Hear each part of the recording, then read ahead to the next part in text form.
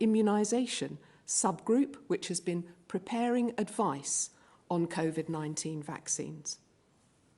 This briefing has been called to announce that the Medicines and Healthcare Products Regulatory Agency has this week recommended to the UK government, on the basis of the advice of the Commission on Human Medicines, that it should agree to the approval for use of the COVID-19 vaccine developed by Pfizer-BioNTech, together with the conditions for its supply and use.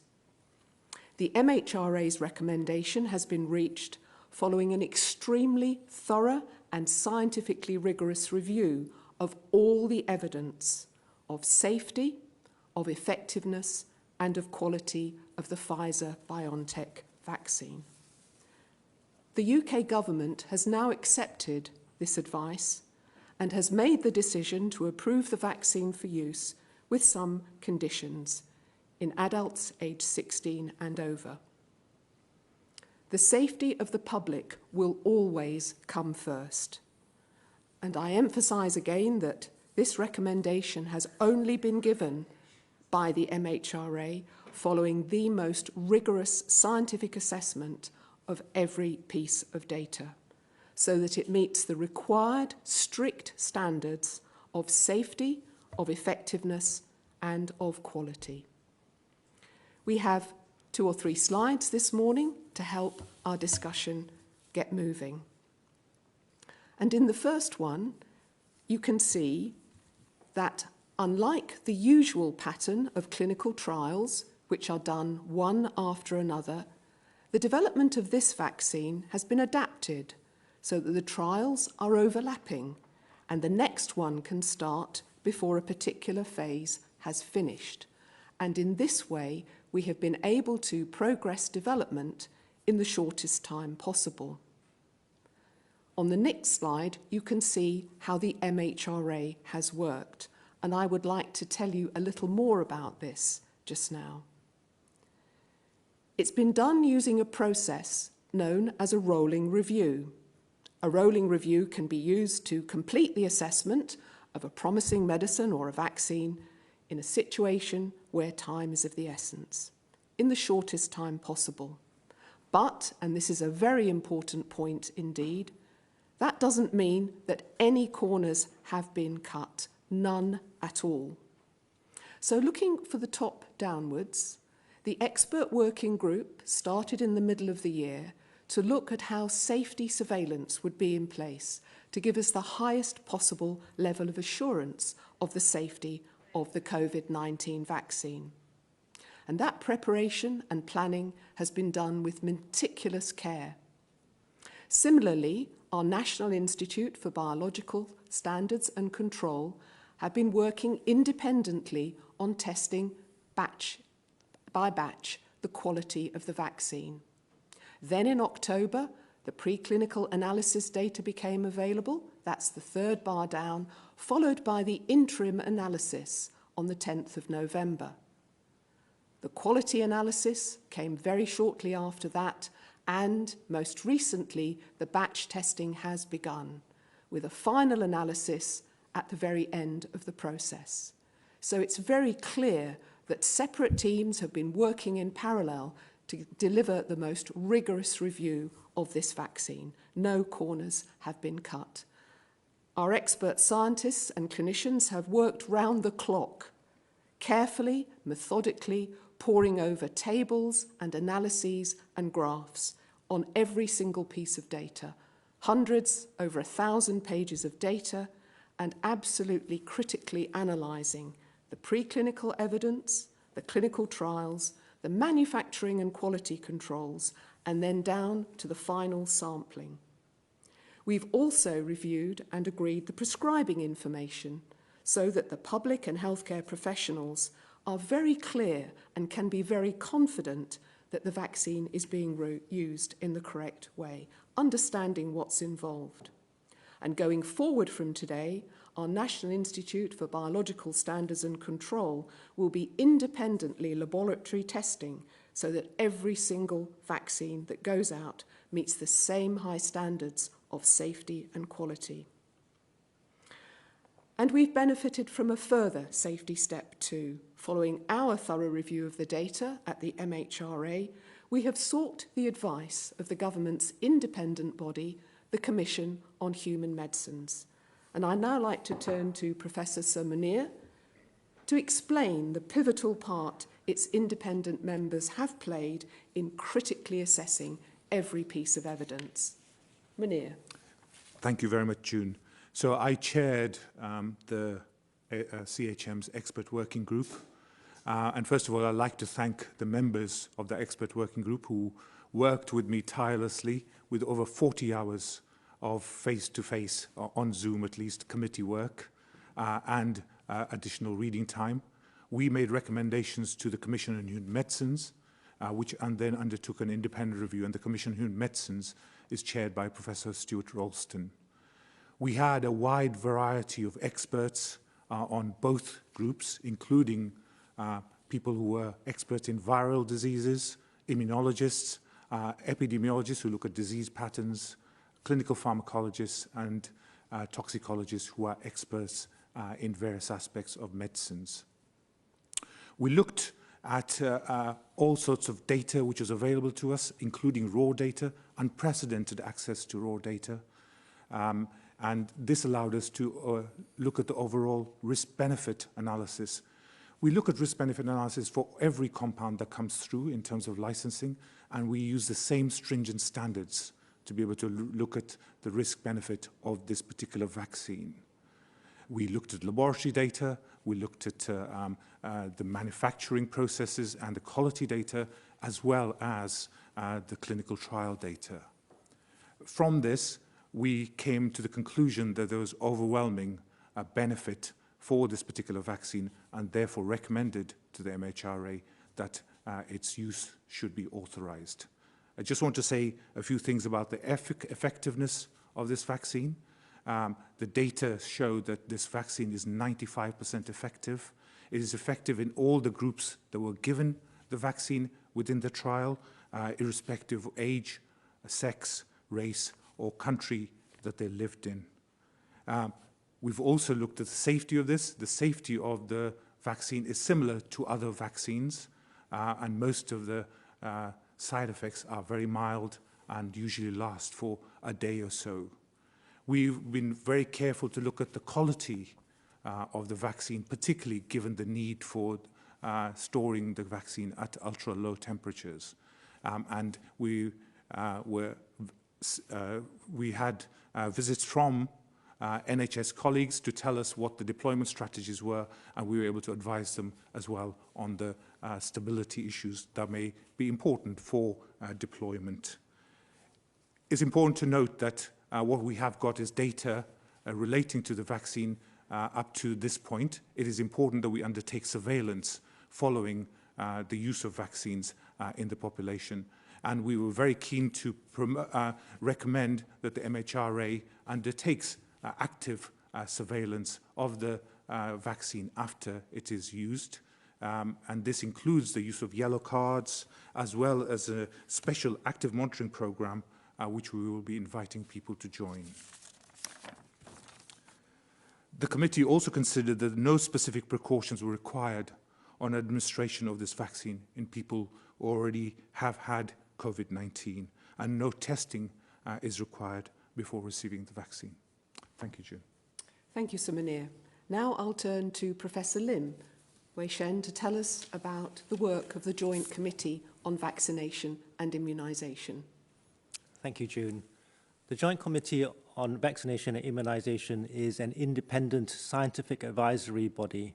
We advise the Secretary of State on the provision of vaccination and immunization services.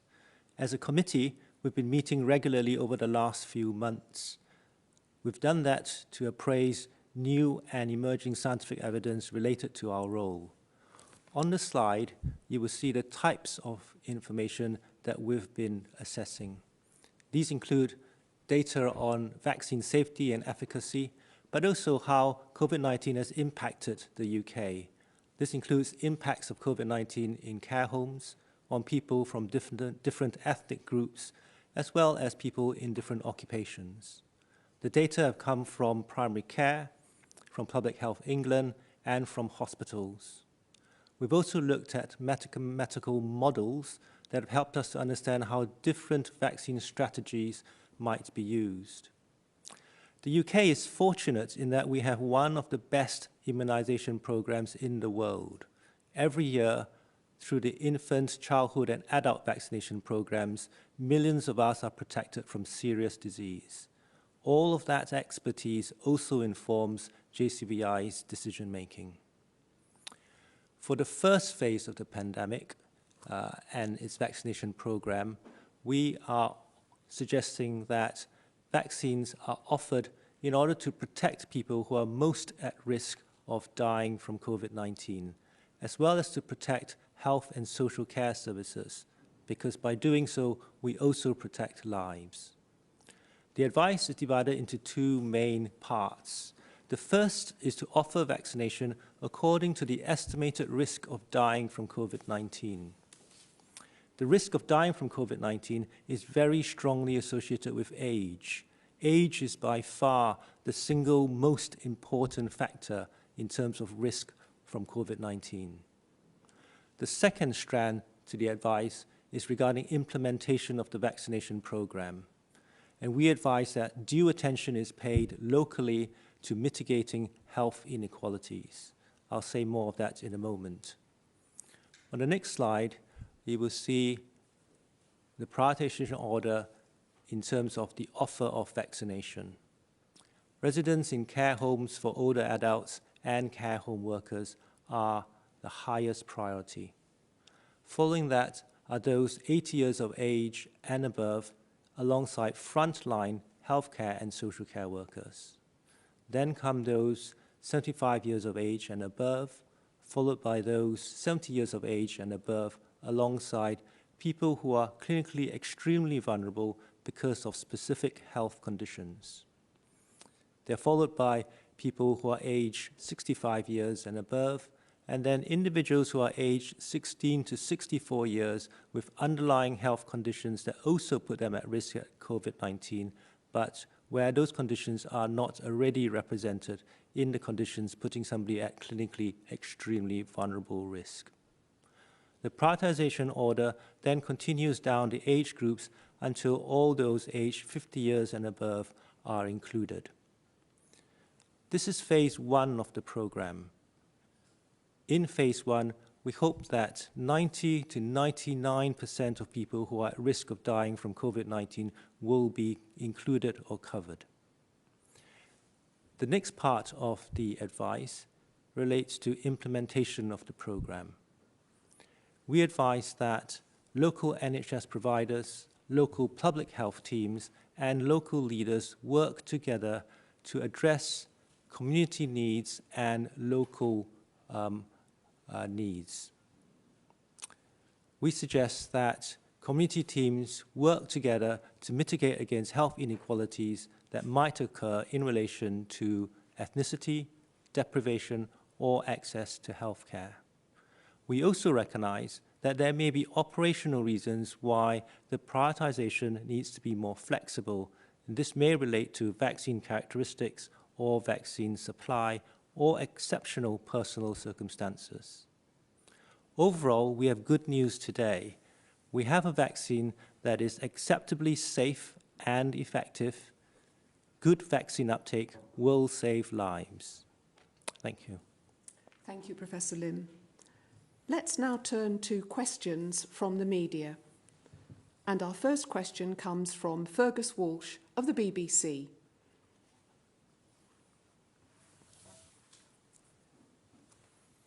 Oh, right, thanks very much. Question for Dr. June Raine.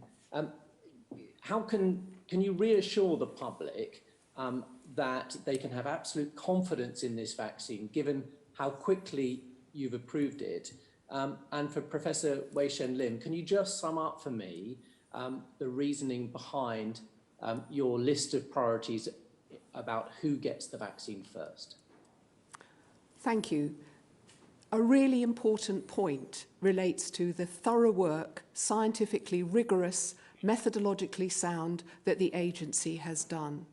And the way of working in a rolling review ensures that our teams of clinicians and scientists are working in parallel to complete all the work according to strict guidelines on safety, effectiveness, and quality is complete. This vaccine has only been approved because those strict tests have been done and complied with. And everyone can be absolutely confident that no corners whatsoever have been cut. Perhaps if I could think of an analogy, if you're climbing a mountain, you prepare and prepare. We started that in June. By the time the interim results became available on the 10th of November, we were at base camp. And then, when we got the final analysis, we were ready for that last sprint that takes us to today. And that is the exemplary nature of the work that's been done. And the public deserve nothing less. I'll hand to Professor Lim now. Thank you. So in relation to the offer of vaccination, prioritization was based on the risk of dying from COVID-19, and in order to protect the most vulnerable, we have prioritized the most vulnerable individuals first. The other element is protection of the NHS, the health and social care system, because by protecting the NHS, we also protect lives. Thank you. Thank you. We now turn to Victoria MacDonald from Channel 4. Good morning. Good morning. Thank you very much. Can you explain for me why the MHRA has been able to authorise this vaccine so much faster than the European Medicines Agency and the Food and Drug Administration? Is there any difference in the levels of evidence that was submitted or the checks required? And secondly, how long is the lag, or is there a lag, between being given the vaccine and for it to become effective? Thank you. I'll take the first question and then turn to Sir Munir.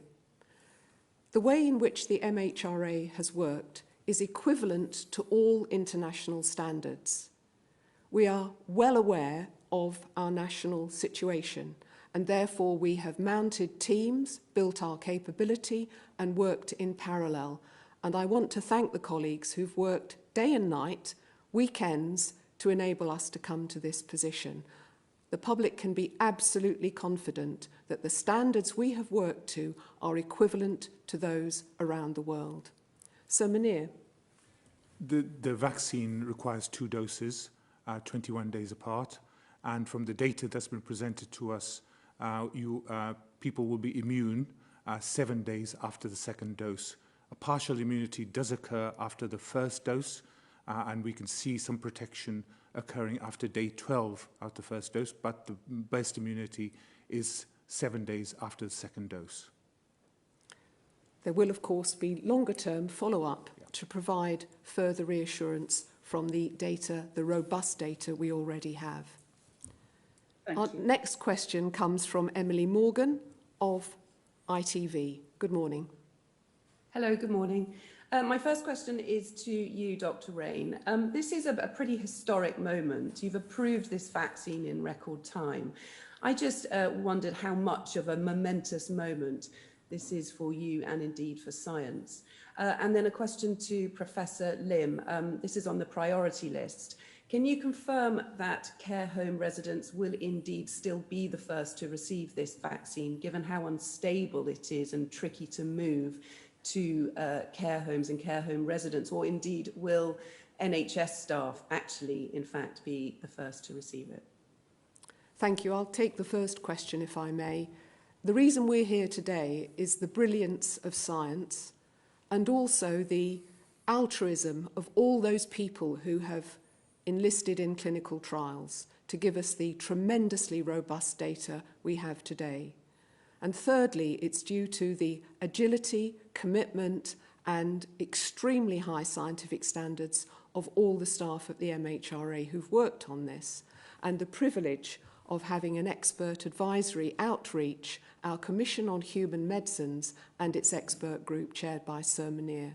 So it is the culmination of all these things that the UK is able to bring together and to look always to the public for whom this is for.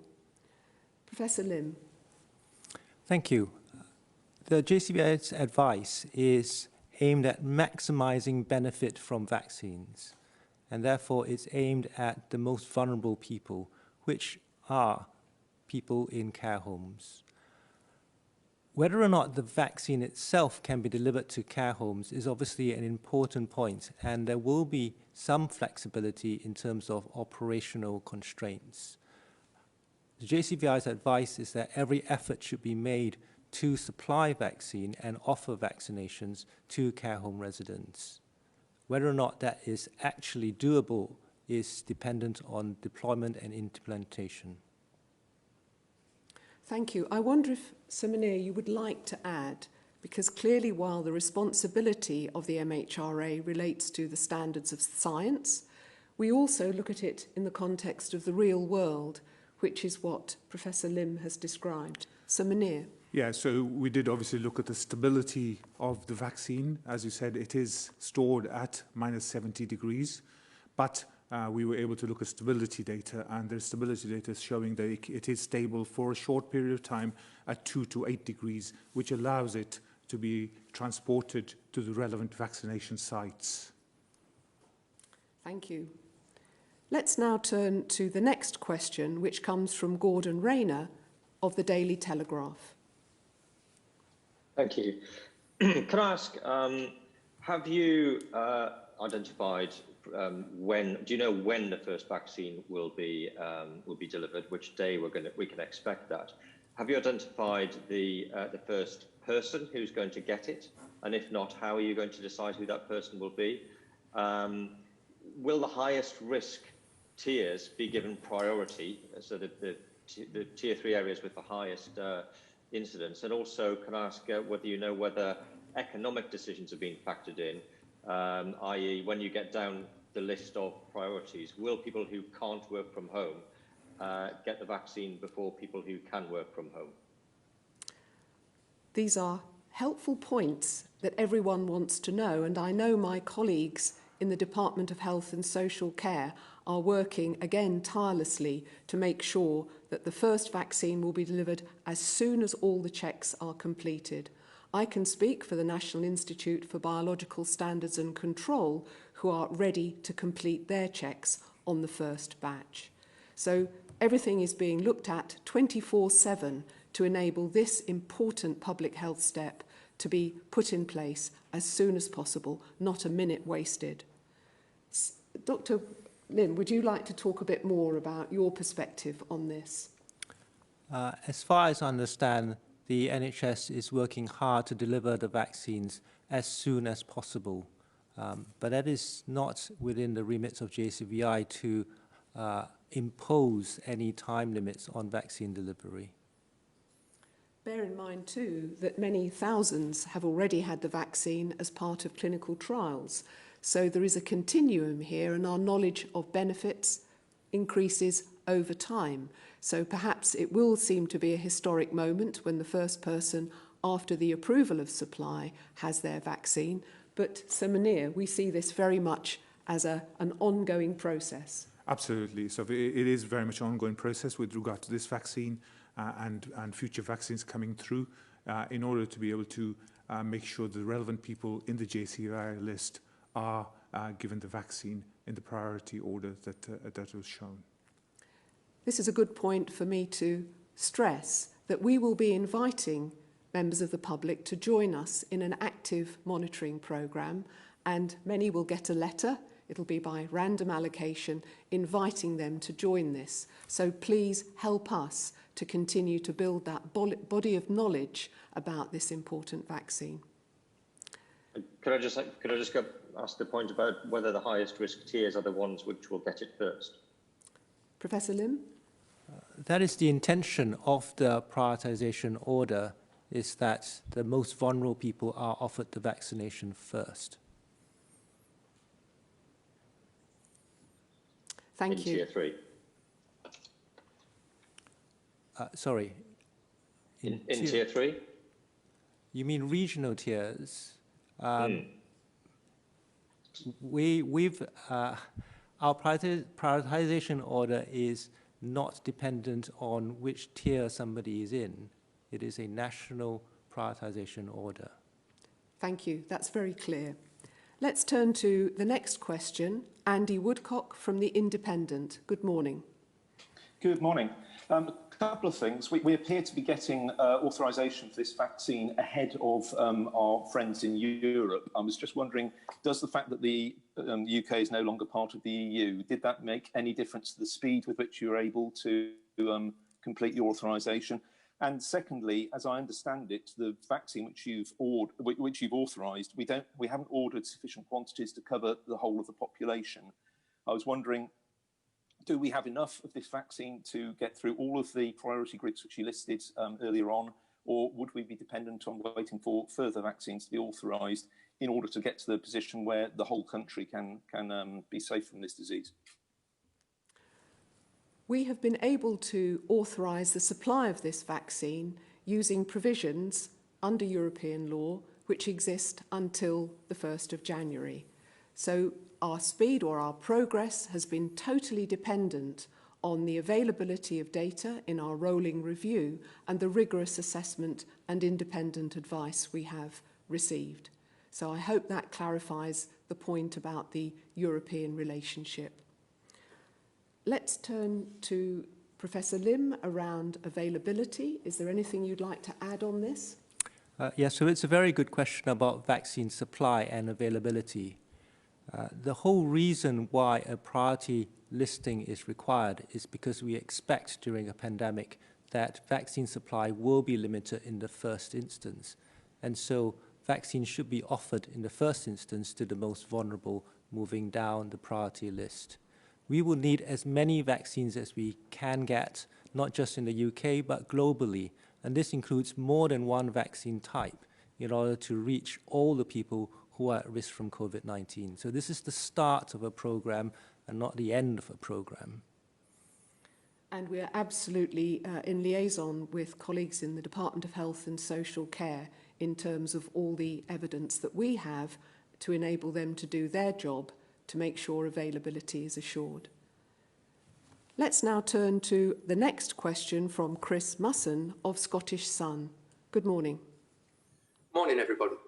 Can I just check, what would your message be, your simple message to people who are sceptical about vaccine safety, particularly in light of some of the anti-vax misinformation that we're seeing spreading on social media? And can I check also, you're obviously going through a similar process with other prospective vaccines. Can you just summarise which ones and what are the timescales, the expected timescales for approval on those other vaccines? Thank you. The public can be absolutely confident that every rigorous check has been done to reach the judgment that we reached, that the benefits far outweigh any risk, that the safety of the vaccine has been scrutinised independently by our Commission on Human Medicines and no stone has been left unturned. So absolute confidence in the safety, effectiveness and quality of the Pfizer-BioNTech vaccine. In terms of further products, vaccines for COVID-19 that are coming through, there are two, you'll be aware, for which we have further rolling reviews ongoing, and those will be conducted to the absolute scientific standards that the public would expect. So Munir, do you have anything to add on this? No, thanks. Let's turn. Have you any indication on the timescales there for the other vaccine approvals? It wouldn't be possible to predict today, simply that this rigorous process has started in the way that I've described, with every package or parcel of data as it's available being scrutinised. And my guess is, Sir Munir, your expert group is going to be working probably over Christmas to make sure that we complete our work in the shortest possible time. Thank you. Let's turn to Tom Colson from Business Insider. Good morning. The Health Secretary has said that rolling out a vaccine will be challenging because it needs to be stored at very low temperatures.